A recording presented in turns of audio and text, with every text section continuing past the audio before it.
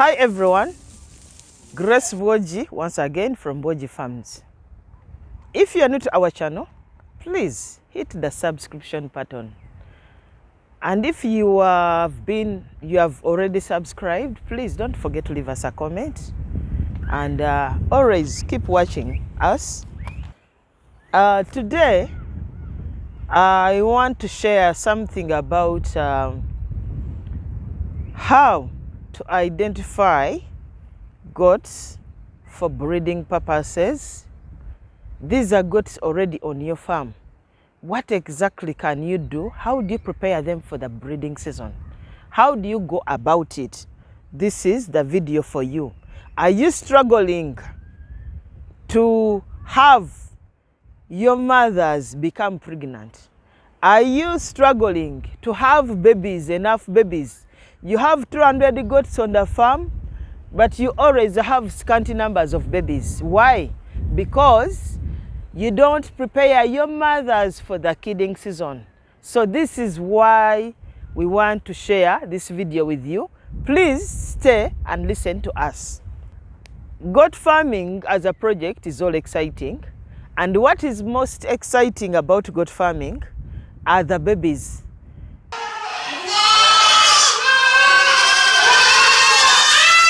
I, for one, every time I see babies, it is very exciting, it is very soothing, it is therapeutic. Basically, I feel so good, I smile. All my stress goes away when I see babies from kids. But some of you, especially farmers who are farming for the first time, or those who have farmed before, there are farmers out there who call you and say, me, I've never seen that excitement. I've never seen that happiness. So this video is for you. I want you to be happy like me. When I have so many babies, I've shared videos of babies of over 200 kids getting out of the house. And people are like, wow, how does she manage to do all that? This happens because we prepare our mothers prior to giving birth. So tune in and listen. Number one, if you want to have excellent results, identify those mothers.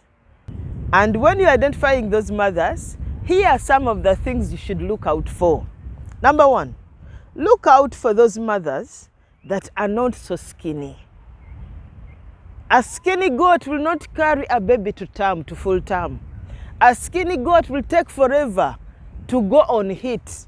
A skinny goat, a very skinny goat, will not go on heat actually. Always ensure that the goats you want to serve your males to are not sickly. Sickly goats are not good, just like even human beings. If a woman is overly sickly, getting pregnant may become very hard. So don't isolate them out of that category of your breeding mothers. Look out for tall mothers. Tall mothers and long mothers. Basically, long mothers, they are long enough at least to carry a baby to full term. They have wide pelvic bones and they are not limping. And look out for the udders. Touch the udders if you must. Touch the udders. Press them and see if none is blocked. Basically, a non-blocked udder, when you press it, some liquid comes out it's like water. It is waterish.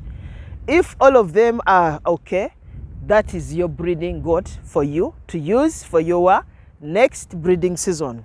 So after you have selected them, ensure that you follow these practices. Deworm the goats. Deworm the goats. When you deworm, it means you are removing the competition of worms, because worms basically they are blood suckers. There's nothing else they do. A goat will not carry a baby to full term, or it will give you a very skinny goat because it does not have enough blood. The worms are sucking it out. Deworming does not mean that you are going to eliminate all the worms from the goat's body, but you reduce the worm burden. When you reduce the worm burden, it means the goat will grow into a healthy goat that will be able to go on heat and have a baby to full term, and it grows into another mature goat. After you have dewormed your goats, remember deworming is also a little bit stressing. There are several dewormers. I, for one, if this month I've used an injectable dewormer, and the next 3 months I will use an oral dewormer. So I keep interchanging because most of these dewormers serve different purposes in a goat's body. But also there are farmers who always call me, you know, should I vaccinate a goat that is pregnant? Yes, goats that are pregnant are vaccinated. Usually there used to be a drug, I will not mention the name, where farmers claimed that when a goat is in its early pregnancy, they usually have miscarriages or they usually abort. But the manufacturers of those drugs, they thought otherwise, and then they made sure they eliminate that content that used to cause miscarriages in what? In goats that in their early trimester. So please don't fear to deworm your goats. Most of the drugs we have on our market, they are safe for you. But if you are to deworm and you are an amateur farmer, please consult a veterinary official. Don't do it on your own. There are repercussions. Vaccination, these goats need to be vaccinated. Vaccinate your goats. But one of the major vaccines that every farmer should not forget for their breeding goats, that is the Clostridial vaccine. A vaccine that eliminates the Clostridiols in your goats. Basically, this Clostridial infection is a cocktail of so many infections. There is black coater, there is blue tongue. There are quite a number of infections, and it is only 1 meal or 2 meals that you can use to vaccinate your goat once a year. And basically, when you vaccinate your goats with against Clostridial infections, the mother carries the cover, carries the immunity to the baby even when it's born in the first 3 months. So if you're a farmer and you're out there and you are queer, you don't know what exactly to do, or you don't have enough money to vaccinate all the herd, ensure that all your mothers, the mothers you're preparing to have your babies, are vaccinated against Clostridiols. There are other vaccines that you must ensure that you vaccinate. There is PPR, CCPP, this is caprine pneumonia. There is brucellosis, it's one off in a goat's lifetime. But what I want to focus on majorly today is Clostridiols. Please, farmers, the vaccines are there. But for farmers in Tanzania, I'm not so sure if you have the vaccines there. But Kenya, Uganda, we have the vaccines there. Ensure you vaccinate against Clostridiols. If you want a kidding season, to enjoy the kidding season, ensure that you vaccinate those mothers. You remain a happy farmer. So after the vaccination, also ensure that you spray your goats against parasites like ticks. Parasites are very big setback to farms, especially in Africa. When goats fall sick because of parasites, it is a very big blow on your farm. So ensure that you mix this acaricide well, and ensure that you consult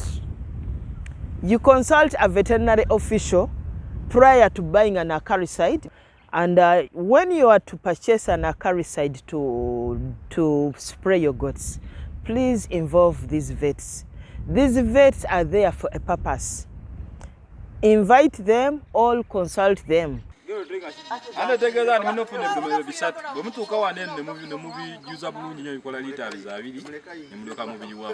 And ensure that you don't use one acaricide for more than at least 2 years, for more than 2 years.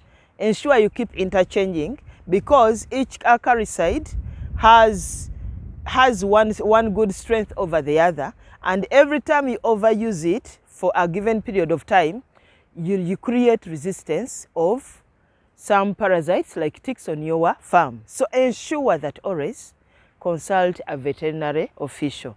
And we are like in Uganda here, every district in Uganda has a district veterinary officer. That is a DVO. Always have him on your speed dial. Always consult him that I have this drug I've been using and I've been using it for this time of period. What else can I use? Should I continue with this? They always advise at any one given time. Still on our breeding mothers, ensure you give them ample feeds. Feed your goats. Every time you don't feed those goats, they will not go and hit.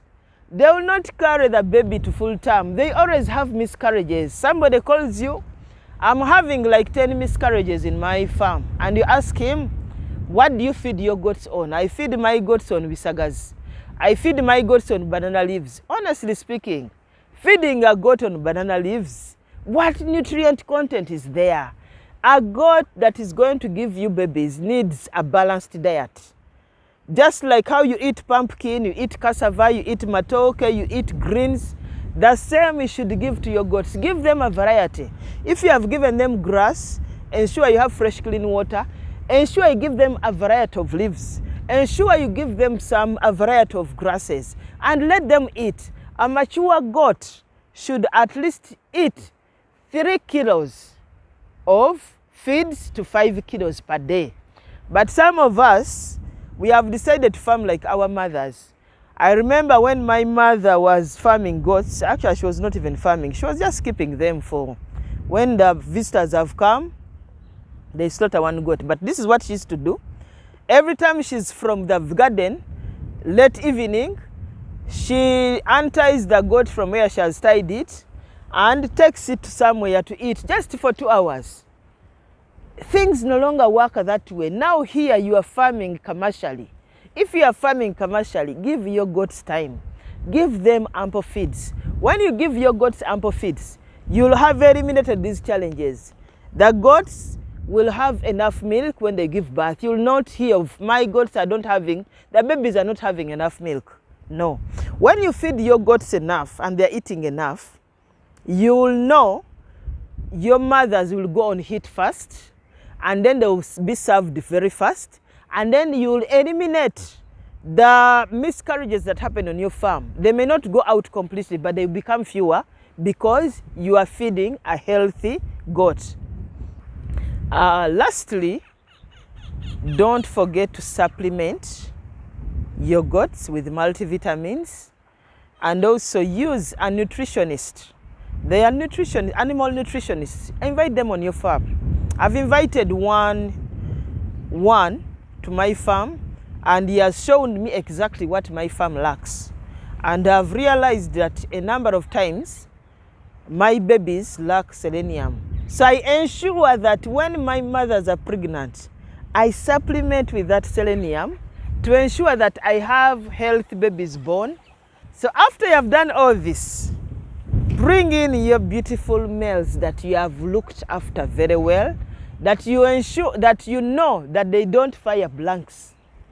Put them in your females for only 42 days, and then you'll give us feedback. That's all I had for you today. Leave us a comment. Thank you for watching.